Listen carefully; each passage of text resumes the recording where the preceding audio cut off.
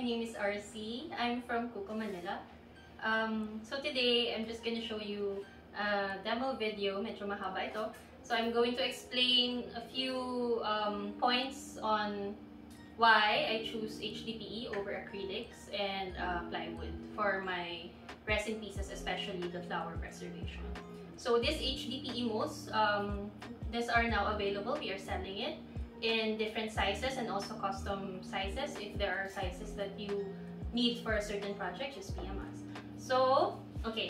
The first time I heard about HDPE was when I was watching YouTube tutorials on flower preservation. So this is really widely used for deep casting. So meaning anything na medyo above 2 inches deep or resin projects that you need to pour ng medyo mas makapal or mas mataas yung thickness niya. Because silicone molds cannot really hold masyadong ganong kakapal kasi yung walls niya has to be really thick then for the silicone mold. So pag hindi kasi, lumulundo yung gilid ng silicone mold. So hindi siya masyadong advisable for ganitong mga kalaking projects. Before, because I couldn't get my hands on HDPE because they are only available online and mostly US, what I used was acrylic sheets and plywood that is wrapped in Scotch tape.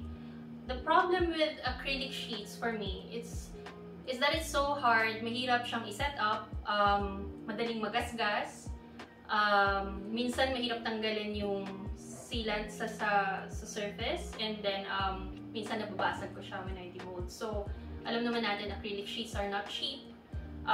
You need at least 2 mm to 3 mm thickness para maganda yung pag-hold niya nung resin. Kasi sometimes if it's too thin for acrylic sheets and medyo makapal yung binubuhos na resin, ang tendency nun yung pressure, yung volume ng resin, nagpo-push siya dun sa acrylic. So if manipis yung acrylic, medyo nagde-deform siya, hindi na siya straight. So kailangan siyang i-support with other acrylics or wood or anything na mag-support dun sa side niya to keep the shape. So, for me, nagsawa ako doing that kasi it means I needed more space on my table, and that's kind of hard when I'm doing multiple pieces. So, I needed to look for something that's easier to set up and easier also to demold. So, plywood naman, I've also had a few projects that I did with plywood na I wrapped in Scotch tape. But the problem with it is the Scotch tape that we have is only up to 2 inches wide. So, pag yung plywood, nire-wrap ko siya ng Scotch tape, it's in layers. Tendency nun, yung resin minsan it goes inside the Scotch tape. So, pag demold ko, hindi flat na flat yung surface nung resin piece ko. So, madami akong isasand, madaming lilinisin, madaming itatop coat, madaming ipapolish.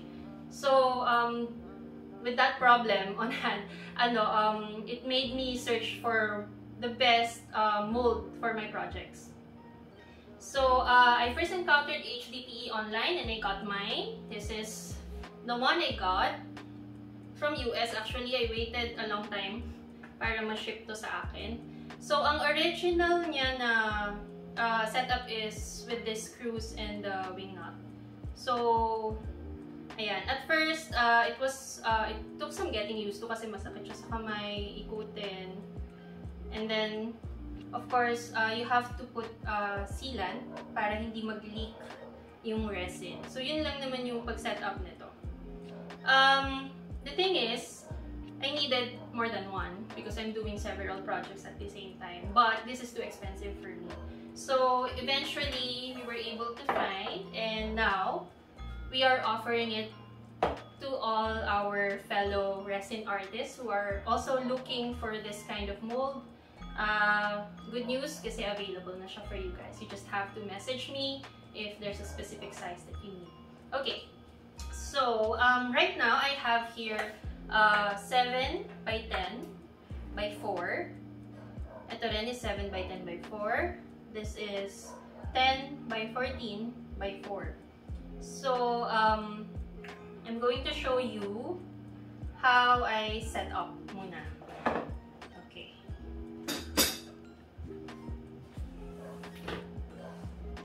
Alright. when setting up, we actually sell the kits nang walang clamps. So these are add-ons.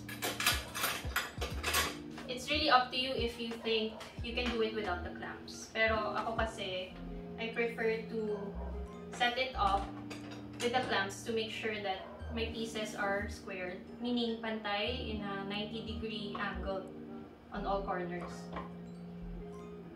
Okay. So for example, ito siya. Ito yung mold na walang screws. So, maganda dito sa mold na to kasi we offer two different options, no? So, this is one that has no holes and no screw. So, ang gagamitin dito is just purely silicone sealant lang.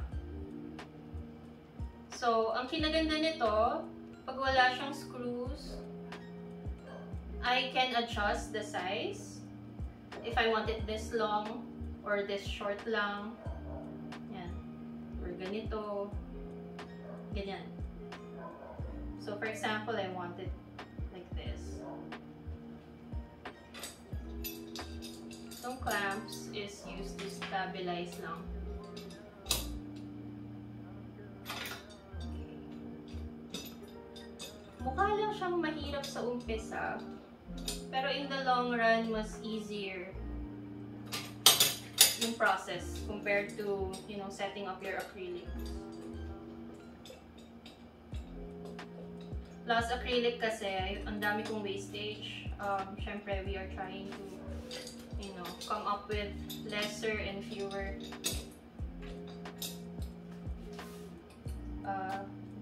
disposals. So, yeah. Ito, so I just tighten it, making sure na sarado yung mga seams. So we also have this. I use this to double check if naka-square siya sa loob.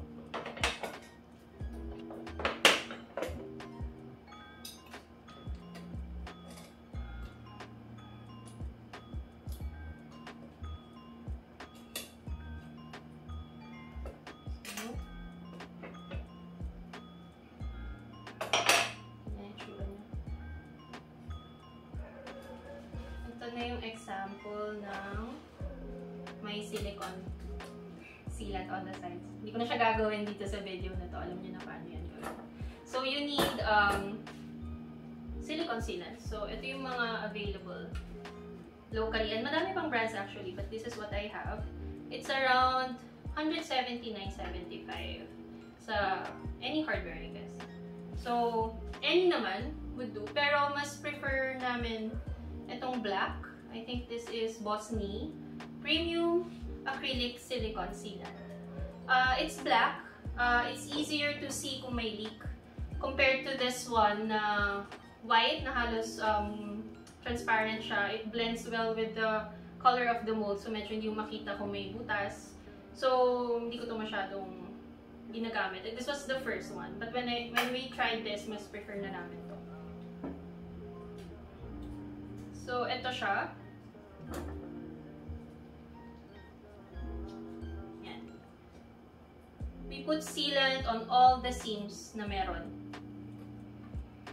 Pati dito. Lahat yan. And then, once the sealant is dry, you have to do water testing. Water testing means buhusan to ng tubig to see kung may mga leak. And then, check nyo kung saan pa kailangan maglagay ng sealant. Then, after that, pag dry na yung sealant, 100% sure na kayo na watertight na to, wala nang leak. You can remove your clamps. And then you can start laying out your flowers or whatever project you have for this mold.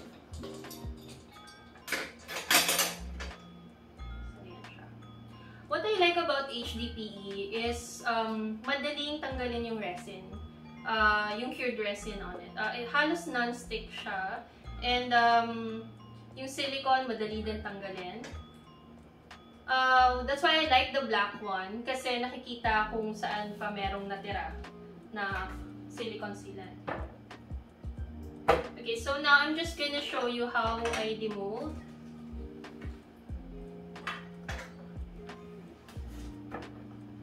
Two different types of HDPE molds that we offer. Isa na may screw and then isa wala. So this one, wala siyang screw. So ganito lang siya kadaling i-demold. Yan. Just peel this off later on. It's easy to clean kasi it's non-stick. Although sometimes, dun sa mga parts wherein hindi na-expose sa air yung silicone sealant, medyo basa pa yun. So it's either you wash it or you just rub it off.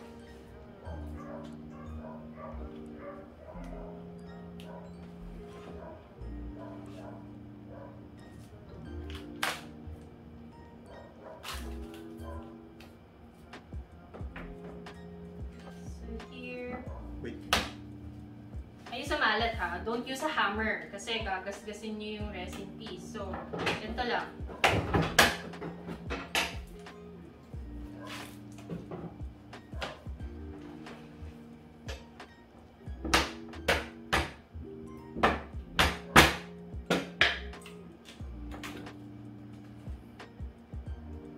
Yun na siya guys. Ang ganda niya. So ito, kaya ko siyang gawing up to 4-inch thick halos. So, I guess kung magpapagawa kayo sa amin, ang suggestion ko, you get a bigger mold para you can adjust it to the size that you want if you have other smaller projects for it. Plus, mas mataas para pwedeng 1 inch na, 2 inch, up to 4 inch. Yan, yun yung mga magandang sizes para at least pwede siyang iba-iba. Okay. So, dun tayo. Ang bigat niya lang. Sorry.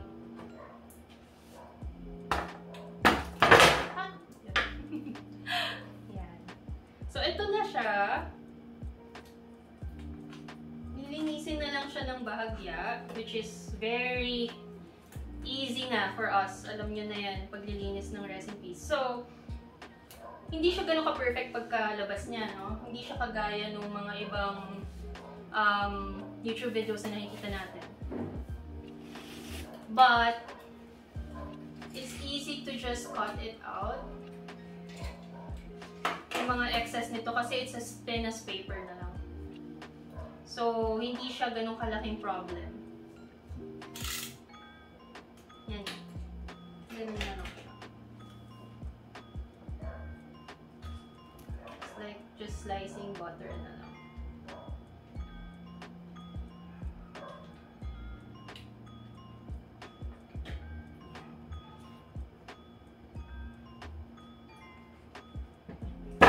Okay. And then, ito namang isa, which I find mas mahirap i-demold kasi madami siyang screws. Okay. So ito, hindi pa to nalinis. Lilinisin na lang ng konti. And magta-top coat ako here kasi normally I put decal stickers here. So ita-top coat ko pa yan. Ito yung isa.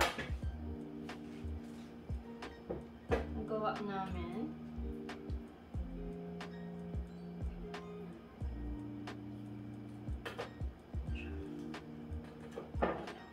Different thickness that I can do with the same mold. Isa lang. Super heavy. Okay.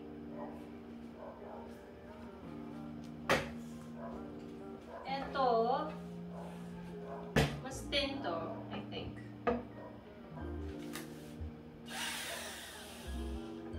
So, yes. Actually, naka-wing nut din ito originally, pero mas madaling mag-demold ng naka-drill. Hindi masakit sa fingers. So, yung ibibigay namin sa set ng naka-screw, ano siya? Ganito, naka-screw siya.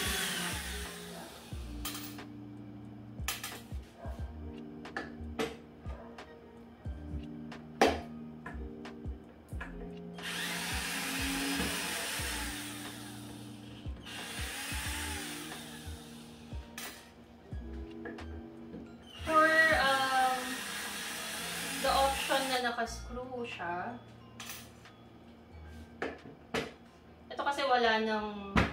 hindi nyo na kailangan i-check pa kung ano siya, kung tama yung angle or naka-square siya. Kasi ima-match nyo na lang yung holes and screws. So, we'll be leaving markers kung anong side.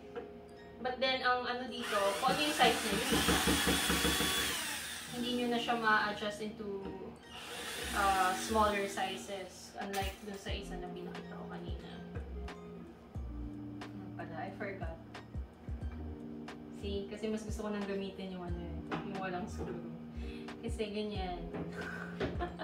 Ganito siya. Isa-isa siyang tatanggalin. Alright, so ito, natanggal na yung mga screws niya sa back. And then, i-remove ko na lang yung sides. So, I'll just show you one side para to make this video short.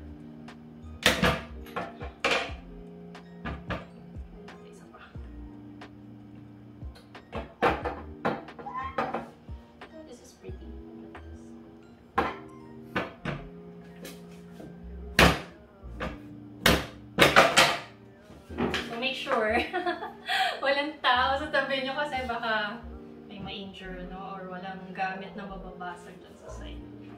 Because it really happens. Nobody harmed while doing this video. Don't worry. Ayan. So, ito na siya. Ang ganda-ganda niya. Ayan. So, now, ang gagawin na lang natin is linisin yung sides. Yun na lang. Diba? It's really nice. It's easy. It's well leveled. Walang problem. So, ayan. This is what I use now in all my projects. And because of the HDPE mold, it's easier for me now to get commissioned works na malalaki. So, alam nyo na yan. Malalaki na project, mas malaki din ang kita, mas maganda sa negosyo. So, isipin nyo na lang, HDPE is a really good investment for your resin business. Lalo na if you're really aiming to do flower preservation or any deep casting. This is a really perfect tool for your business. So, if you have any questions, feel free to message us on our page, Cucco Manila, and we'll be answering all your inquiries. If you have any other requests, we are working with other artists and suppliers, so we will always be available to help you out. So, yeah, ito na siya. So, we are very happy dahil finally we are able to launch this and sell it to our fellow artists to make your work easier, because alam ko it's super hard, extra work, extra time to do these projects with other molds. So, there you go. Thank you so much for watching. Have a good day.